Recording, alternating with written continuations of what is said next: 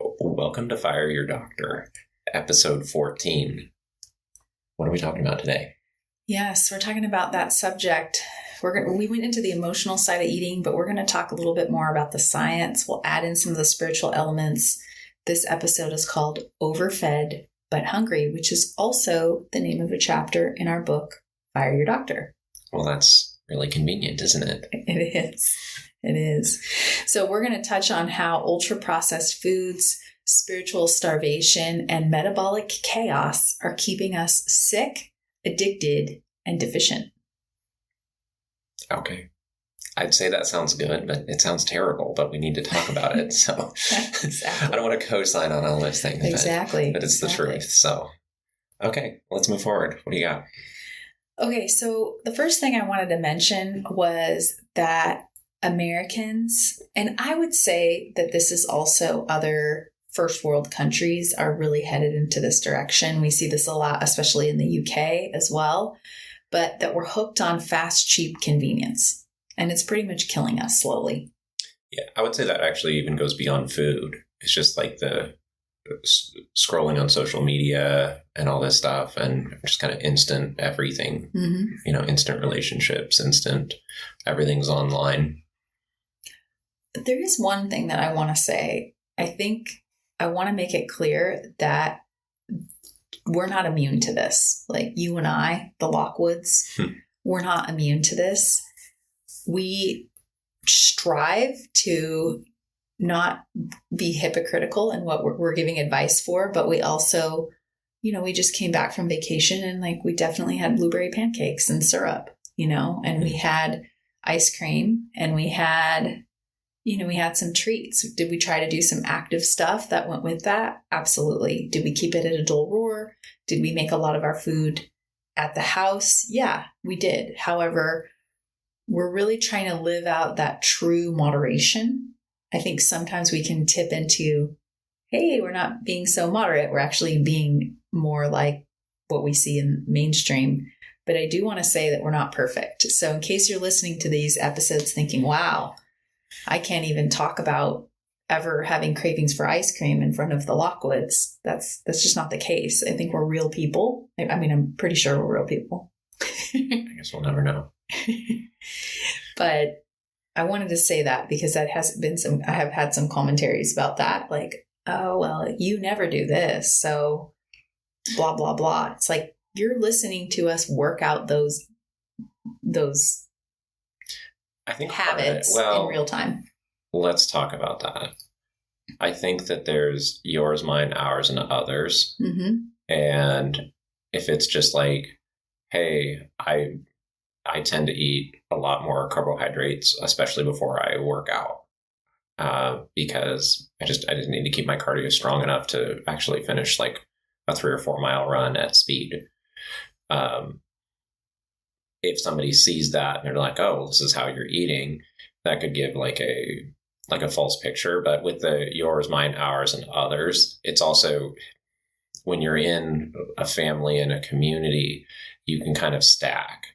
And by that, I mean, like, if there's a way that you wanted to have blueberry pancakes, I wanted to have ice cream, somebody else that we forgot about, it was their birthday. And so somebody brought in a ton of cupcakes. And then the kids got a treat at school because now every kid's birthday is celebrated with sweet treats at school. Mm-hmm. Now all of a sudden we're stacking this kind of, if you imagine like a Venn diagram that's layered, we've got kind of like your treat, my treat, everybody's treat, and we're all sharing. And now if you're not careful, that turned into like every single day. Yeah. And that goes back to what we talked about in episode 12 about the treat trap. It's like if everything's a treat, nothing's a treat. Well, or if just like there's one way that I would kind of budget for that, and then somebody else is kind of like almost like spending it for me. Yes. So like we have to be the killjoys in our household a lot with our children because we know we're about to go back into school time. And as you said, it's like fun Friday and we're going to have treats and a donut party. And then it's somebody's birthday at work and then treats come in there and then treats come in here. And it's like, well, those look beautiful and I want one. And so part of where we're coming from with just a default of no is, I would just say, just even trying to stay in balance. Because if we didn't, the flood would just come in. Mm-hmm. And like, even literally we were back from like vacation a day and a half, and it's like, and next thing you know, it's somebody's birthday, and all of a sudden just an entire plate of beautiful gourmet cupcakes appears. Mm-hmm. Yeah. I said no to that one. Yeah. But it's, anyway, so that's just kind of the yours, mine, ours, and others, in that, honestly, I would say that my wife and I here probably spend yours, mine, and ours, and then we really don't have any room for others, but others always seem to appear. Mm-hmm. As in, somebody brought a bunch of donuts to church. Yeah. No. Get behind me, Satan. Yeah, I've already had my indulgences for the next few weeks. Yeah. Those are already spent and pre-spent. Yeah. And one of the ways to really understand that is to actually track it. Write down all the things you're eating in a week, and you'd be shocked because you forget. Oh, I just had a bite of chocolate here. Or I just had a latte here. Or I just had a this. Or I just had a that. And so that's how it can be there. And that is how our society is set up, at least in first world countries. It's like, how quickly can we get it?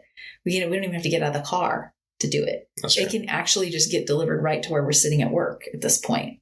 Even without us asking. Yep. And just, oh, thanks. Yeah. I'm glad you made your like kind of fitness goal, but I have not. Yeah. I don't. Anyway.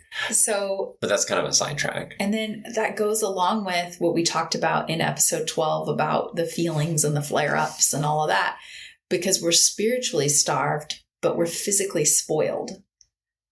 Yes. So what does that mean? We're surrounded by food, yet we're deeply malnourished in soul and body. And so this is a spiritual battle as well. It really is. I think so.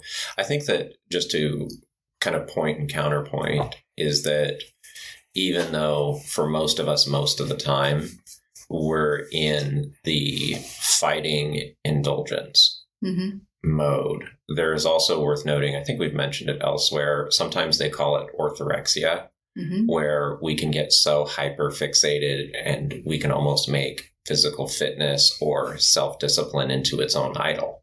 Yeah, exactly. Or, well, this is the gluten-free, non-sugar GMO version of the junk food, so it must be okay. Yeah, I would put that in as a subset of kind of buying indulgences. In the 90s, that showed up as non-fat yogurt that's artificially sweetened and just all that, where it's just like, oh, well, you're kind of... Yeah, we're going to It's not really cheating. Yeah, we'll talk about that in a second. Let's go here. I got a quote from the book here. Great. It is about this subject, actually. Cool. Let's see. Give me one moment. I should have had it opened. Maybe talk about something else while I find it. Something else. For once, I don't have anything. You don't have anything to say? I do, but it would take a while to unpack. Mark it down. Okay. I can only find quote 2. If you have too many placeholders, you don't have any. Here we go. Okay. A proverb here. So let's see. We're in a very unique time in history where we're spiritually starved but physically spoiled. Eons of physical hardship and torment failed to kill the human spirit. In fact, those physical hardships may have made us spiritually stronger, but now the luxury and comfort we always wanted may be leading to our physical, spiritual, and emotional deaths. The devil is not without irony. Famine, war, and hardship have failed to kill the human race, so now he's giving us the most difficult temptation of all. Modern culture gives us exactly what we want. And when do we want it? Now, of course. There's only one problem. Getting everything we want is killing us. Yeah. This is kind of a weird way if we just kind of look through a different lens. If you're familiar with the Genesis story in the Bible, God basically curses man, that he's now out of the paradise of Garden of Eden, Mm-hmm. still has this kind of mantle of authority over the earth, but that now the earth will kind of resist him, and that there will be this kind of element of toil, that we're always just kind of working, but we're never really there. And I can definitely see that in my life. And there's also a way that you might ask yourself, was that completely a curse, or is there kind of a blessing in that? Because through a lot of these very difficult times and these struggles, the human spirit does find at least some degree of meaning. Mm-hmm. Meaning that have we talked about trauma yet, and kind of processing trauma via strenuous physical activity? We've That it can reset somewhat trauma touched responses. on it, but we haven't gotten to the emotional chapter yet. Okay, so I yeah. think that's more in there. Yeah. Anyway, there is a way that physical activity and kind of working for it, whatever it is, does add a layer of meaning and balance to the human experience. Yeah, you'll notice people who had to experience World War II, or even people who had to experience the Holocaust, and live through that. They have this resiliency that many people, they don't hold on to this anger like we do. They don't hold on to entitlement the way that we do in this generation. It's like they've had to live through literal hell on earth, Yeah. And you'll also see just this kind of truism. I think it was whatever Rogan was saying a while ago, that stand-up comedians often have kind of a traumatic past, or like a difficult upbringing or a difficult life, and that's where their creativity and things like that come from. And was it Gary Vee said, like, I don't believe in 20-year-old life coaches. So that's kind of the same thing, is that without this kind of struggle and without this adversity and difficulty in life, that there's kind of this vapidness and like an emptiness. Yeah. And we're really seeing that show up in the abundance of food and calories, and specifically recreational eating foods, like foods eaten for pleasure, Mm-hmm. and a very deep malnourishment, both physically and spiritually, are kind of coming in with that. Empty calories, empty spirit. Very much. So speaking of empty calories, well, in the book, we talk about something called ultra processed food, and how these foods have taken over a huge percentage within the population of the type of food that we're eating.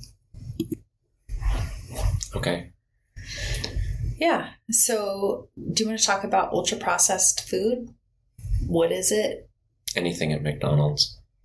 Don't just say that, because Okay. It's also, just think about anything that's basically created in a lab, is the way I think about ultra processed food.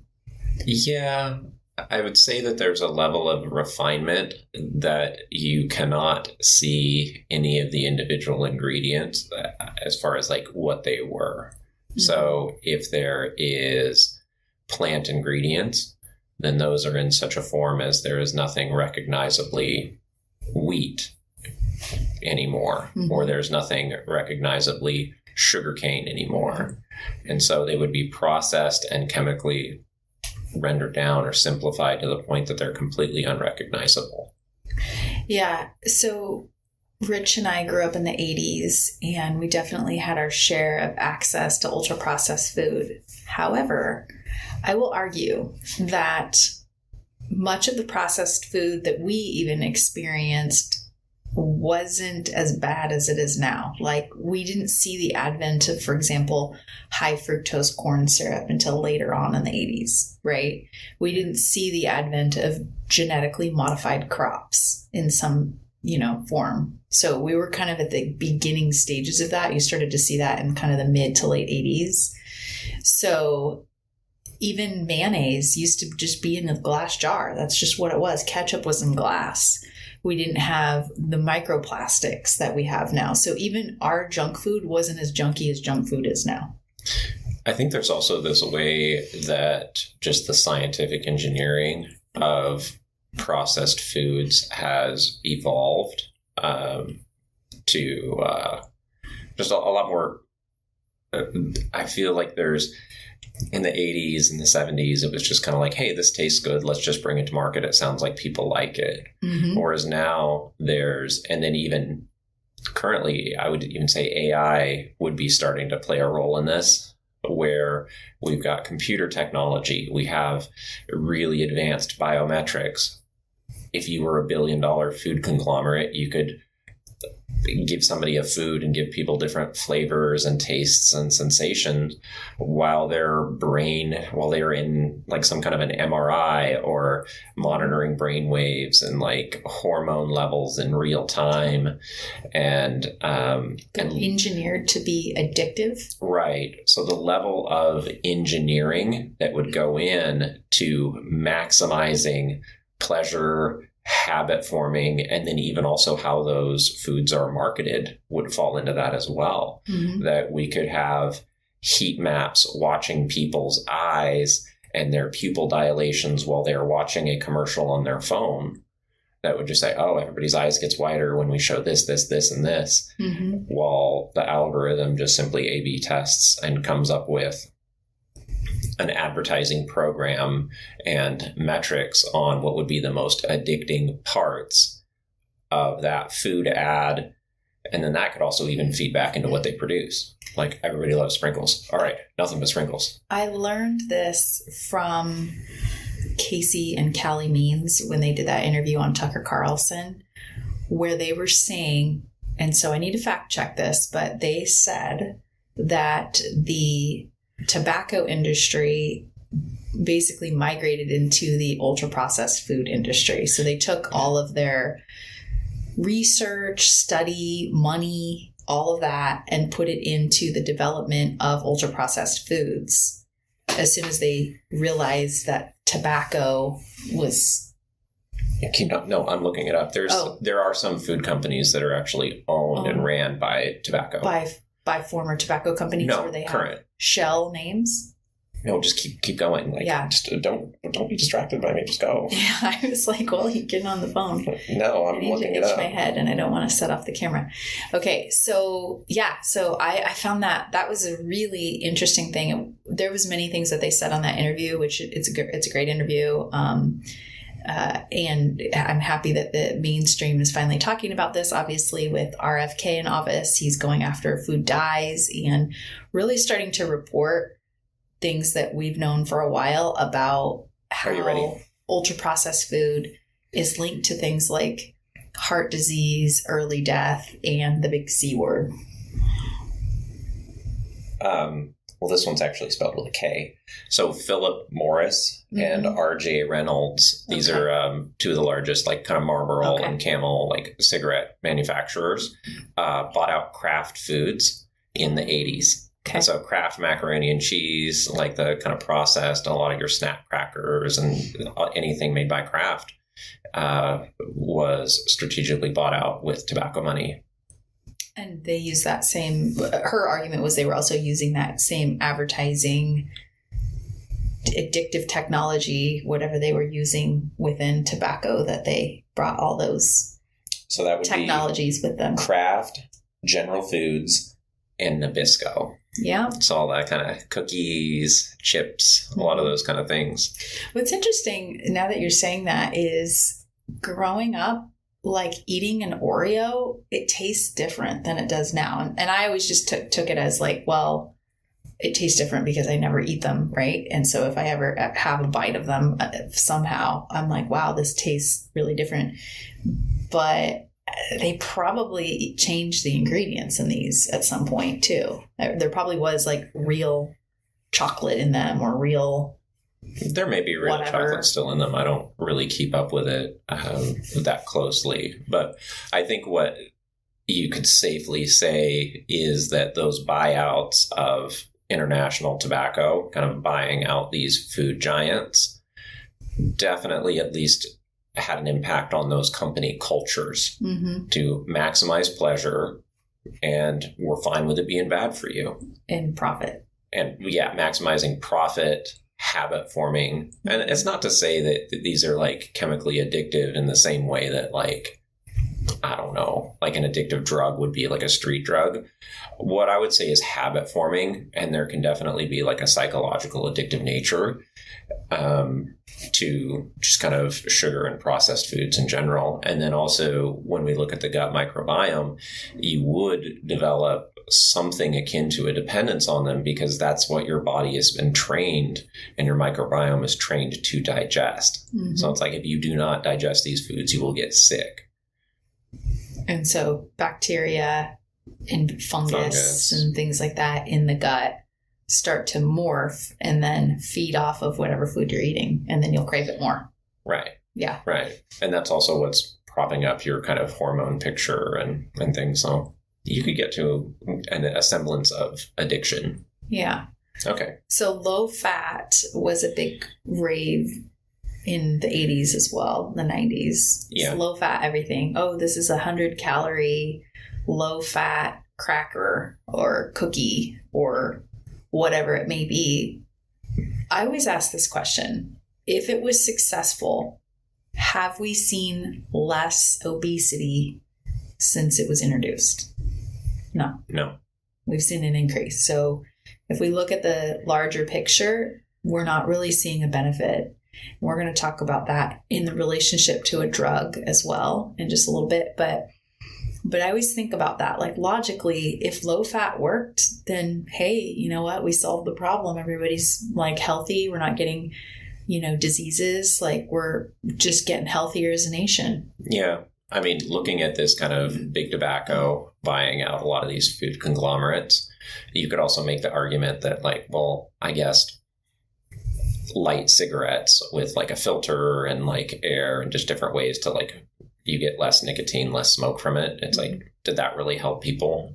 Does that make smoking safe? Like, not necessarily. I mean, a lot of people with that kind of personality would just perhaps even just smoke more. Exactly. So we see people, for example, especially like diet soda and things like that. It's like they're still eating mass amounts of terribly processed food with a diet soda. Well, I like it better. Why? Because it's actually more sweet than sugar in some ways. It's more chemically derived, these artificial sugars, to be more addictive and mess up your microbiome even more. Yeah, well, we've also talked about how some of the artificial sweeteners and things like that, or maybe perhaps all artificial sweeteners, still do create a physiological insulin response, even though they're calorie free. Right? We talked about that on a previous episode, I believe. Absolutely. Yeah. So just to reiterate that, if your body tastes something sweet, even if you just, for example, just spat it out, you're still going to get an insulin response as if you actually ate food. Yeah. If your body tastes a sweet diet soda, you swallow it, it goes in your stomach through your body's still going to have an insulin response because it's like, oh, I just ate something sweet. Even though there were no calories, you're still kind of going through that cycle as if you did actually eat sugar. Yeah. And that leads to, which we'll talk about here, diabesity. That's really fun. Diabesity is diabetes and obesity in combination with each other. And I would say that is the number one reason for the development of cardiovascular disease, heart disease. Yeah. And again, a lot of this stuff is positive correlation. And some people be like, positive correlation, that doesn't really prove it. And it's like, and yet at some point, you can end up with such a mountain of circumstantial evidence that it creates what I would call a body of evidence, where you almost have to be deeply coping to reach any other conclusion. Like diet sodas have not made America healthy. They have not even been like neutral since the advent of artificial sugars, since the advent of diet foods, since the advent of low fat kind of snack recreational foods. America has gotten, on average, statistically, much less metabolically healthy. We're more overweight. There's higher prevalence of diabetes. We're also more deficient, which is crazy to think about because by numbers, our food is very calorie dense, but it's so nutritionally deficient that we're getting osteoporosis at a young age. or they're drinking so much soda that it's robbing the body of calcium, right? Or they're consuming things that make them feel full, but make them eat more, but it has less, right? So they're not able to hit what are called macronutrients. And what I mean macronutrients is proteins, fats, and carbohydrates. So the basic building blocks of what we need to make healthy energy in the body. So when we're at the clinic, what we'll do is we'll actually test in the urine to see if the food that's even coming into you is going through your cell and being used by the cells. And that is a very, very helpful test because, typically when you have a blood test, you'll test, okay, yeah, I got a hold of it. I got all these processed grains or fortified flours or whatever you're eating, and it's showing, okay, you're really high in B12 or you're really high in these things, so you're good to go in the blood. But the blood just tells you what's floating around. It doesn't tell you if the body's actually taking it in, absorbing it. And that could be from... Let's pause on this. Okay. So what she's saying is that if I eat a processed food that is fortified with vitamins, those vitamins may go into my bloodstream and show up as present, and that my primary care doctor or whoever would say, well, hey, Rich, your values on these B vitamins or whatever it is look great. You're good to go. What you're doing is that in clinic is we're comparing your blood values for these nutrients with urine values of metabolites. Yes. So a metabolite is different than just the actual substance because it is showing the byproduct. And so a byproduct, that metabolite, is showing the body used this vitamin and the metabolite says how. So it's like if I take a piece of paper and I burn it, I'm going to get ashes, I'm going to get smoke, but I'm also going to get very specific types of ashes and smoke. And that would give you a clue that was actually used. Yeah. So we can see what's going in and we can see what's going out, which I like to refer to as cellular poop. Kind of, yeah. And we see, so we see what's going in, we see what's going out. We can make a pretty good assessment of what is actually getting in at that point. Right. So I don't know, weird example. If you had a pile of firewood, that would just show as like potential energy. Whereas if you had ashes, it would be like, oh no, you used this firewood to stay warm in the winter. The blood test just says, is there wood present? The urine test is saying, oh, there's ashes. You burned the wood to stay warm in the winter. Or is there just a pile of sawdust?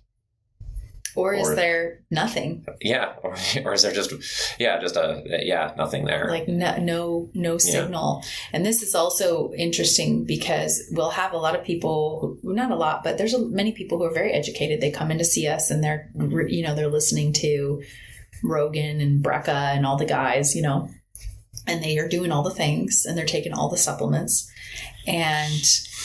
but they're having issues absorbing, their gallbladder's blocked, their gut lining is torn up because they've been exposed to pesticides like glyphosate and all that. And, because they're drinking coffee, but maybe it's full of pesticides. Like, I have no idea. They're getting it somehow. Plastics, all those things. But they're not actually absorbing the thing that's going into their body.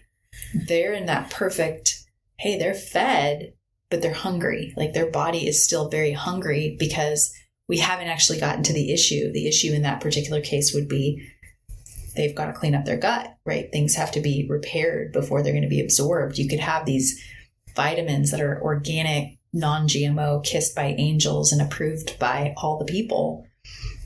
And if they're not being absorbed into the body, who cares? Right. Put your, pee it out, put it down the drain. Who cares? So I'm there to answer that question too. So what you're saying is that there's a subset of our patient population that is trying to eat healthy. It's not really working. Some of those people may kind of go through periods of trying to eat healthy, doesn't really work and they give up and they go back to the processed foods. Mm-hmm. Some people might be eating healthy for very long periods of time, even kind of verging on that orthorexia, Mm-hmm. but because of something exogenous, like something outside of what they're directly doing.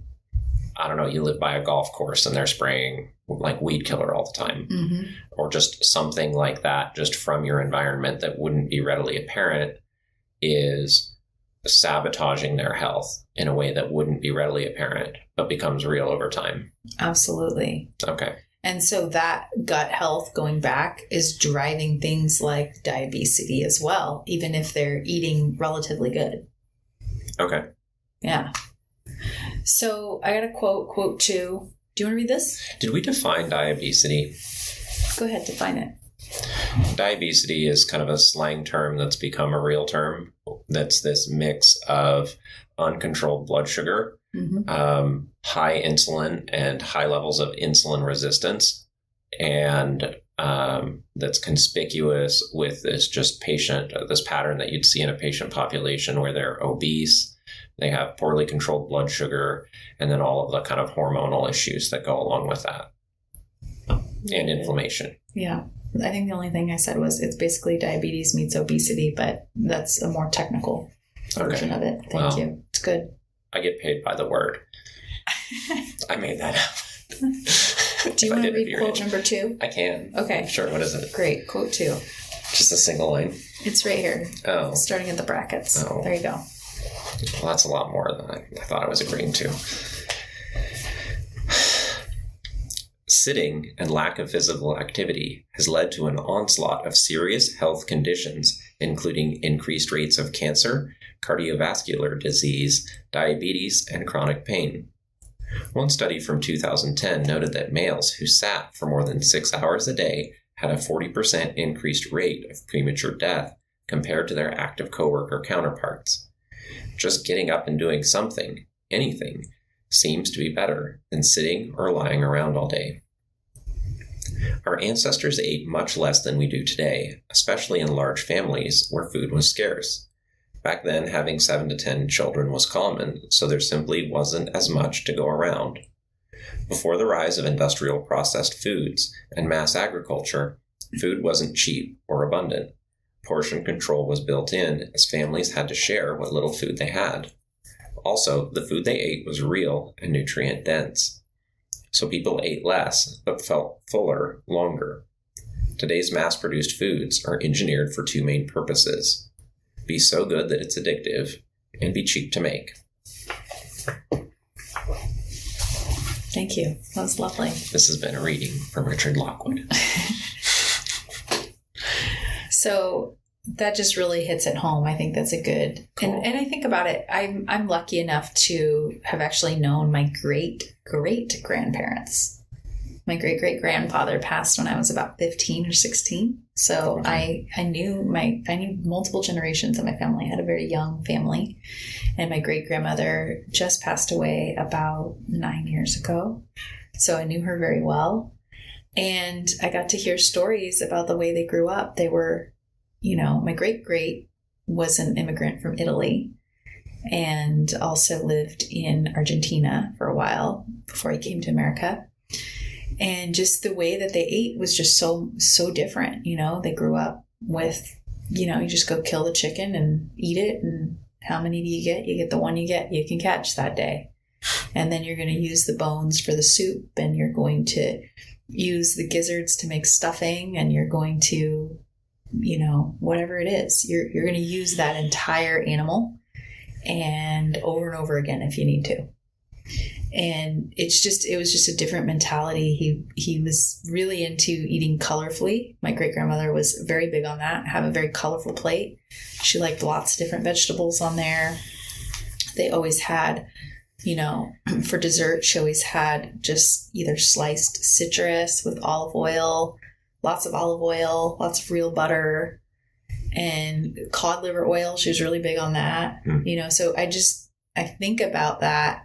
And she was from the generation that didn't really have any issues with weight gain. We didn't start to see it until the generation after that. So that would have been your, post World War II, like 1950s to 1960s up, we started to see those issues. But I don't even think those really hit. I mean, I don't even think we fully even saw that in our family until the 90s, the 80s. I think that it started, 90s. Yeah, it started in the 80s, and in the 90s it took hold, and by the 2000s it was just in place. Mm-hmm. And that's when you also saw this interesting shift where, like a demographic shift, where unfortunately you see this thing where a marker of kind of high status used to be, if you were a king, you had gout and you were overweight because you had the most food, you had the most access to resources. Mm-hmm. So the very wealthy would be, like, a sign of wealth would be obesity. Mm-hmm. And you kind of see this in some of like the Renaissance painting where you're just like, this is this guy's dream girl. She's kind of, but it was a sign of just like wealth and opulence. Like, I can afford to feed my family well enough that we're overweight. And we saw this shift kind of happen in, I don't know when exactly, but now there's almost this other way that the very wealthy people in our society are more likely to be lean, healthier, etc., perhaps leaning towards orthorexic, whereas working class people, it's starting to be that's a sign of kind of low status is weight gain. 100%. The kind of like Walmart generation. Yeah. Okay. Let's talk about diagnosing metabolic syndrome. Number one, we're going to talk about the criteria for metabolic syndrome. That criteria back. And BMI, which is what conventional systems use, which is a combination of your height, your weight, and I think that's it. Yeah, it's just kind of height, weight. Yeah, maybe like age and gender as well, and some of those. Yeah, that's right. I'm like, what's the other criteria for that? Yeah. So let's look here. Okay, so metabolic syndrome is actually a better way to define things because it allows us to use multiple criteria to see how well the hormonal systems are working. Okay, so when we use the word metabolic, we're typically talking about the hormone systems, and specifically the hormone systems that regulate blood sugar, but they can also influence other hormonal systems like your thyroid, your pituitary, your adrenal glands, and your sex hormones. So it can influence all of it, but when we're referring to it, we're typically talking about the interplay between your blood sugar and your cardiovascular system in this particular case. So it's also known as metabolic syndrome X. And what you're going to see is you'll see at least 3 to 5 of these categories or symptoms out of place in order to make it a formal diagnosis for this. So it would be high blood pressure, which would be defined as higher than 120 over 80. Okay, so higher than 120 over 80. Raised blood sugar, so a fasting sample, meaning it's been at least 8 hours since you had something to eat, and you take a sample, it should be under 99. Okay. Abdominal fat, that's, measured by, if your belly is kind of going over your pants a little bit, that could even just be considered enough abdominal fat. An increase in cholesterol. Now, this is different depending on who's looking at it. For me, I'm really looking at a pattern for cholesterol, not necessarily is your total cholesterol high or low, but in this particular case, they're saying that your total cholesterol is over 200 would be considered elevated, and that your triglycerides are over 115. So the triglycerides are a type of cholesterol. Okay. So when we're looking at a case and we're looking at a patient, we'll actually look at these factors as opposed to just height and weight, because height and weight will classify people who have more muscle mass on their body as being either overweight or obese. Yeah. Or higher bone density. Higher bone density. Like, it doesn't really take into account, what's actually helpful for treating and diagnosing. So we use a lot of waist circumference as well. And especially people who are trying to lose weight will measure as they start to lose weight, will notice changes in their waist circumference, their pant size are fitting better, their arms are starting to shrink. These are more important to us than, say, how much you weigh on the scale per se, although the scale does, it is a point, right? It is a point of data collection, but it's not everything. I actually use the example that my husband's BMI is near the overweight category because he's actually lean. But while the BMI chart can alert you when things are significantly off, it's not the most accurate or effective way to measure your metabolic health. So actually looking at these other factors, like I said, that would be high blood pressure, blood sugar, abdominal fat, increased cholesterol, and elevated triglycerides. Those are the factors that we would look for metabolic syndrome X.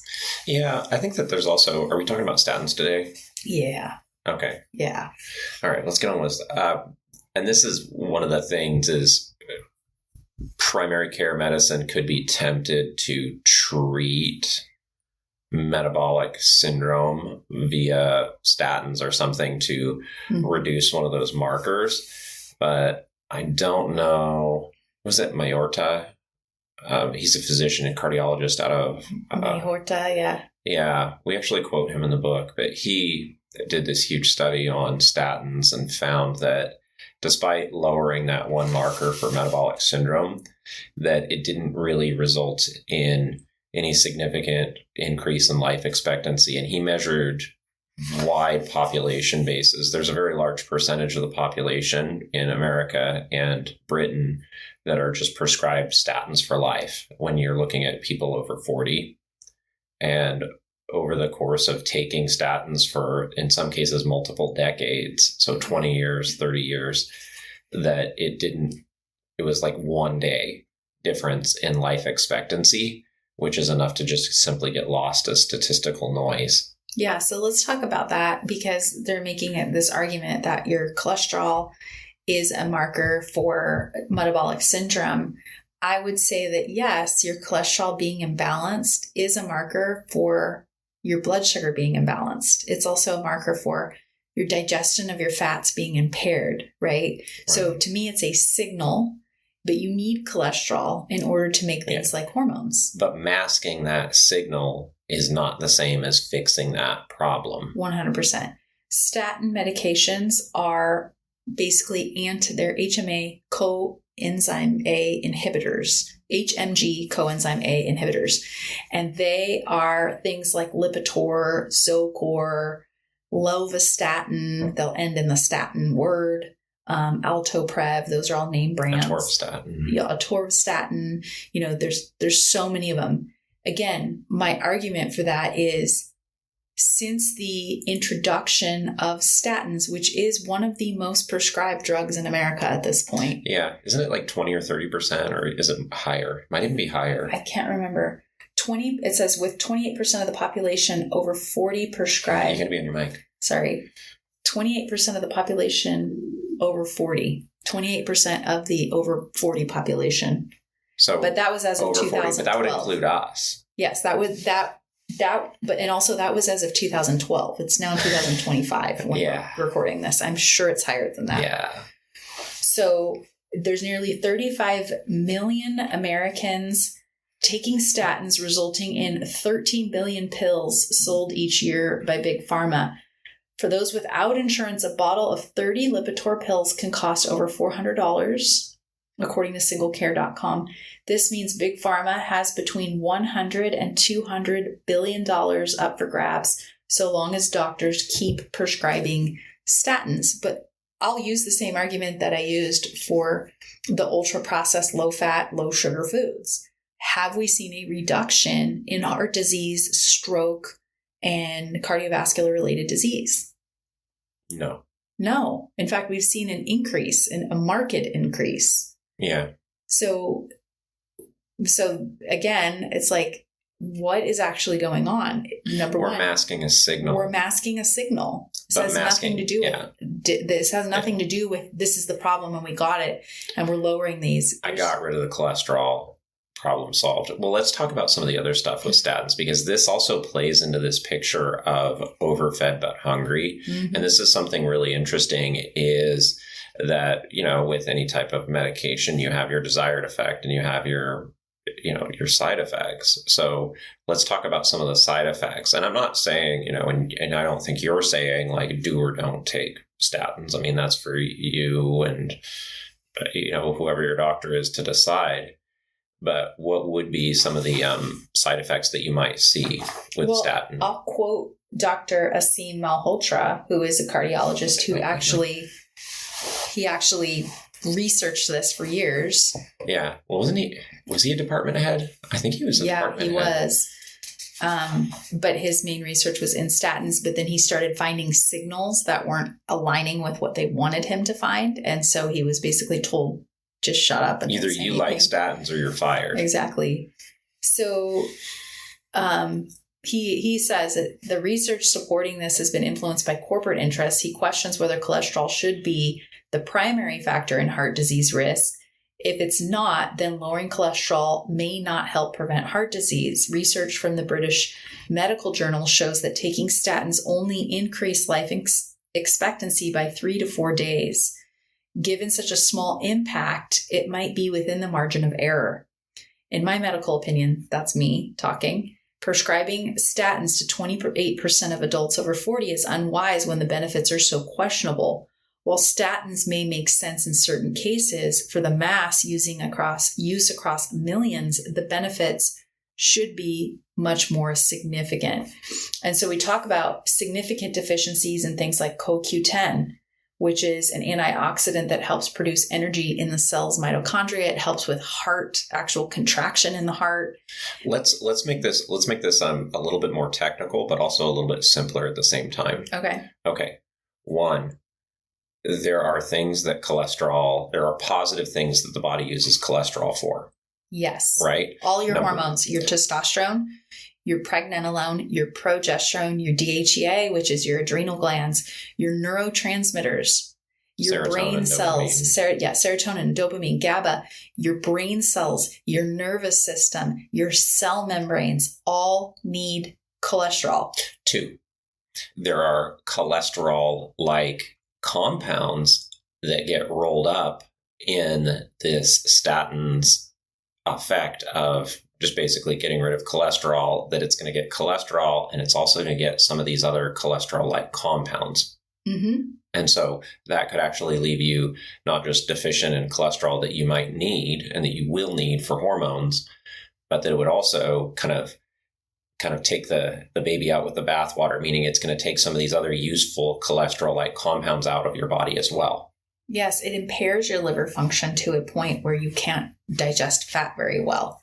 And you need fat in order to stabilize blood sugar, which I would argue, and many doctors would argue, that is the true cause of cardiovascular disease is metabolic syndrome. It's diabetes.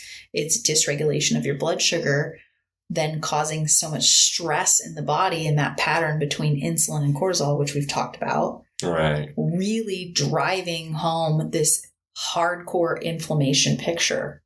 So there could be this way that there are benefit to a statin in some narrow regard, but then those gains could be undermined by these reductions in, ability to digest and process fats, additional load on the liver, cholesterol-like compounds being stripped out of the body. And so you're going to see deficiencies.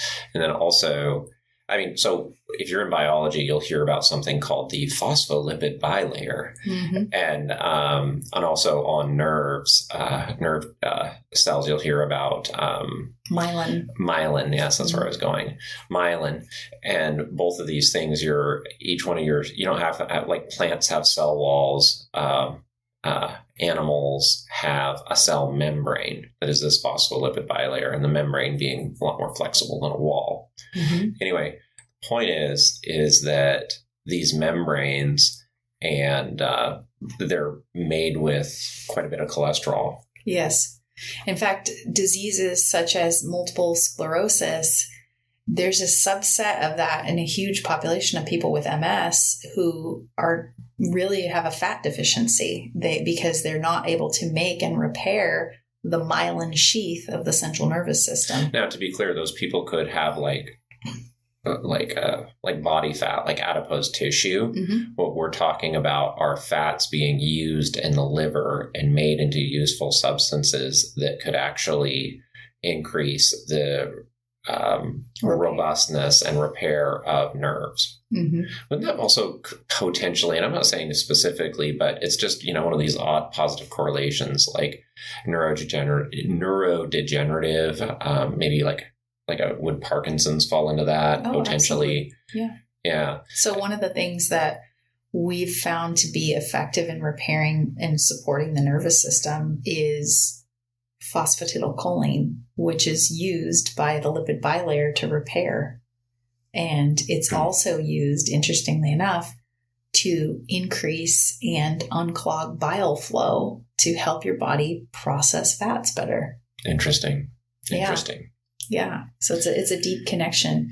We're gonna kind of loop in because we're coming up towards the end of this, but I wanted to say, just in regards to statins, the two main things that are depleted really heavily with statin use are CoQ10, which is your body's major antioxidant, we said before, and B12. Okay, so B12 also incredibly important for the nervous system, for detoxification.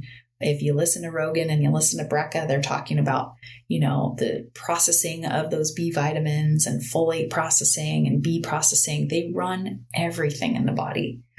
And so one of the main symptoms you're going to get with statin use is muscle pain, muscle complaints, and it's called statin. It could also be in the nerves. In the nerves, numbness, muscle complaints. And so it's called statin-associated muscle symptoms. They range from minor muscle aches to more severe muscle pain, severe cramps, muscle weakness, and in rare instances, something called rhabdomyolysis, which is the actual just destruction of the muscle fibers. Right. So, and that's just one side effect, and I would say the downhill side effect of just not being able to properly utilize your fats in general would be diabetes. And so it would just you would continue to develop cardiovascular issues. Okay. So. Yeah. And that's all in the research. And it's, again, one of those things like, we're not making any kind of blanket statement. It's just kind of an interesting question to ask. Okay. So 28%, probably coming up closer to 1/3 of the human population over age 40 in America is on a statin. And this is a medication that you'd be prescribed for like years of your life, even decades of your life. Mm-hmm. Life expectancy may be increased by, what did Mayurta say, like 3 days potentially? Which is enough to be statistical error anyway. So taking a medication for 10 years, life expectancy is off by 3 days. Okay, cool. Good talk. That's a weird coincidence. So strange. So strange.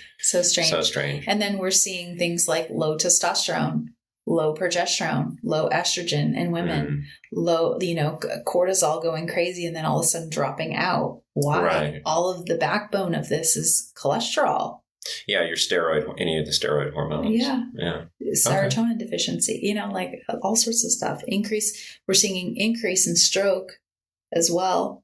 Huge increase. Even before COVID, we were seeing a huge increase in stroke.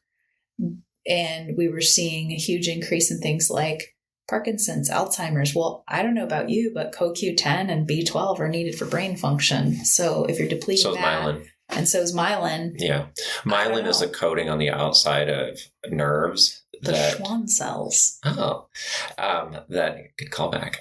And it allows the electrical transmission of nerve signals to propagate efficiently, meaning that nerve cells, everything from like moving your hand to like a thought going through your brain from one side of your brain to the other side of your brain or wherever, that efficiency depends on myelin.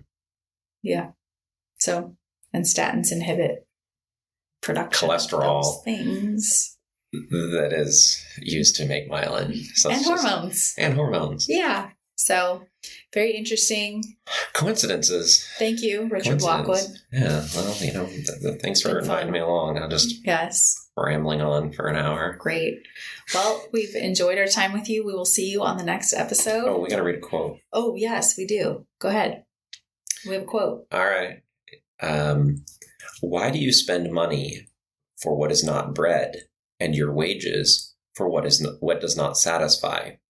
Listen carefully to me and eat what is good, and delight yourself in abundance. That is from the Bible, Old Testament, Isaiah 55:2. So why are we spending money and spending our lives on things that aren't really food and things that aren't going to ultimately satisfy us? Mm-hmm. And this quote is, I'm using a little bit of more of a broad context for it. Originally, it would be largely like a spiritual context, that these are not things that are going to fill us up spiritually. It also very much, I would say, applies to that a lot of the food that we're eating is not food that's actually going to nourish us long term. And that this does also have a spiritual effect too, that we're kind of, as a society, we're empty, mm-hmm. and we're looking for something spiritual, and we're trying to fill it with foods that are made by tobacco companies. It's also very interesting concept of, if we feel dull in our minds, weak in our bodies, are we really able to fully spiritually connect? Are we able to ask those deeper questions? Are we calm enough in our bodies to be able to, live out what the kingdom of God is supposed to be on earth? I'm just kind of putting out that as like a question. Yeah, there's definitely a way that you have to be fit for service if you're going to serve, mm-hmm. meaning that if I'm going to go be a father in a family, be somebody that's like being a role model in my community, there is a level of physical, mental, and spiritual fitness that would be very helpful in that. It's not to say that you couldn't do it if you were in some way disabled or impaired, but it's going to be a lot harder. Yeah. So. Amen. Amen. All right. Well, thanks for joining us. We'll see you on the next episode. All right. Bye.